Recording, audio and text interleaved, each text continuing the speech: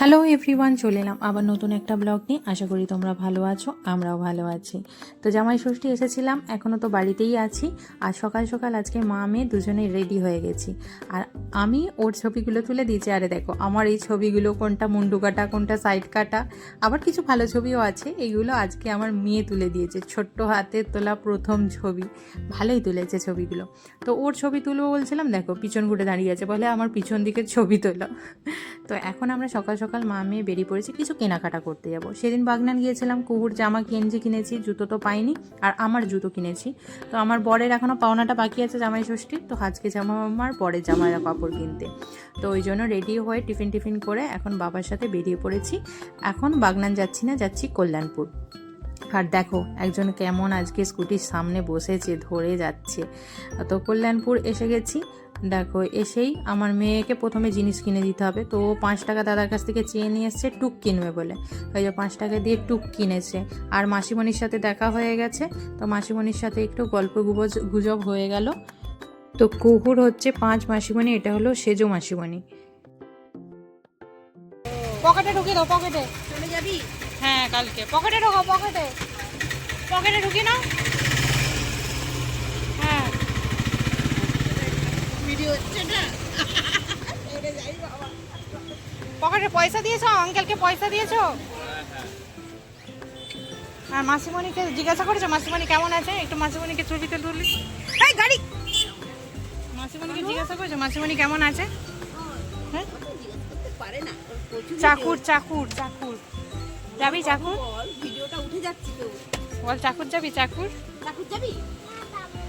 যাবি না কেন?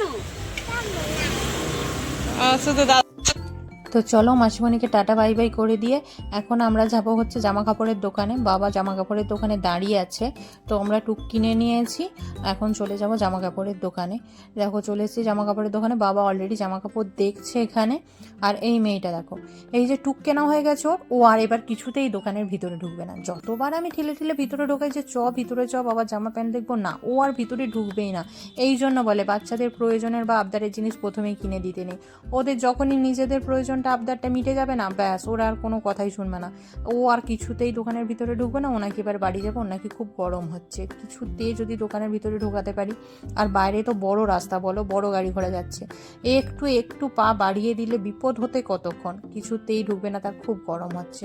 বাবাকে বললাম তুমি দেখো জামা প্যান্ট। তো বাবা এখানে তার মানে আমার হাজব্যান্ডের জন্য আর কি গেঞ্জি টেঞ্জি দেখছে। আমি বলেছিলাম গেঞ্জি নেবো না, আমি শুধু জিন্সই নেবো, কারণ আমার বরে না প্রচুর গেঞ্জি, ও গেঞ্জি পরে বলে প্রচুর গেঞ্জি। আমি তো হামেশাই দেখো একটা দুটো করে গেঞ্জি কিনতেই থাকি, তো জিন্স খুব দরকার।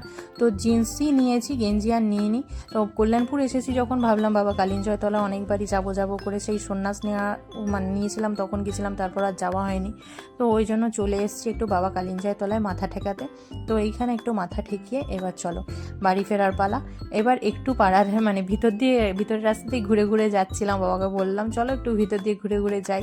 মানে এই রাস্তাগুলো মানে ছোটোবেলা যখন স্কুলে পড়তাম এই রাস্তাগুলো ছিল রোজের যাতায়াতের জায়গা আর কি। ওই যে দিদিদের দুর্গা দালান, আর ওই যে ব্লু কালার আকাশি রঙের ওইটা দিদির ভাইয়ের শ্বশুর বাড়ি। যদিও বড়দি আর জামাইবাবু মারা যাওয়ার পর এখানে থাকে না। তো এই রাস্তাগুলো ছিল রোজের যাতায়াত, রোজের। দিদির বাড়িতে পড়তে আসতাম, দিদির দেওরের কাছে পড়তাম। আর এই যে পিছনে আমার একটা ছোট্টবেলার বান্ধবীর বাড়ি, সায়ন্তনীর বাড়ি। তো এই রাস্তাগুলো মানে দেখে সব মনে পড়ে যাচ্ছে আগের কথা। তবে এই মাঠটা দেখে আমি অবাক, এই মাঠটা আগে পুরো ফাঁকা ছিল, এখন অন্তত 8 থেকে 10টা বাড়ি হয়ে গেছে, কত পরিবর্তন হয়ে গেছে। আজ অনেক বছর পরে এই রাস্তাটায় ঢুকলাম। তো চলো একদম এবার ঘোরাঘুরি, বাড়ি চলে এসেছি। বাড়ি আর কোনো ব্লগ করিনি, একদম সন্ধেবেলা। এ দেখো মেয়ে কি কাণ্ড করছে, দেখো কতগুলো জিনিস একসাথে নিয়েছে। একটা যদি পায়ে পড়ে যায় রে, কোথায় যাবে এত কিছু নিয়ে? অবস্থাটা শুধু দেখেছো। সন্ধেবেলা এখন হচ্ছে রান্নাবাটি খেলা, তারপর একটু জল বিস্কুট খাইয়ে দিয়েছে। আজকে দুপুরেও ভাত খায়নি, এক মুঠো ভাত খেয়েছে দুগাল। তারপর একটা আপেল কেটে দিয়েছিলাম, অনেক বকাঝকা করতে আপেলটা খেয়ে ঘুমিয়েছে। বলেছে দাদা আমি মোমো খাবো। তোকে তো বলেছি না আজকে মোমো খাওয়াবো, ওই জন্যই তো নিয়ে এলাম। নাতনি দুপুরে ভাত খায়নি, মোমোর বায়না করেছে, তাই সন্ধেই দাদু মোমো নিয়ে চলে এসেছে। এখন চলো আমরা মোমো খেয়ে নিই। আর আমাদের ছোট ছোট ডেইলি ব্লগগুলো যদি তোমাদের ভালো লেগে থাকে তাহলে অবশ্যই একটা লাইক করো, চ্যানেলটা সাবস্ক্রাইব করো, যাতে নতুন নতুন ভিডিও বানানোর উৎসাহ পাই। তো আজকের মতো টাটা বাই বাই, দেখা হবে আবার নেক্সট ব্লগে।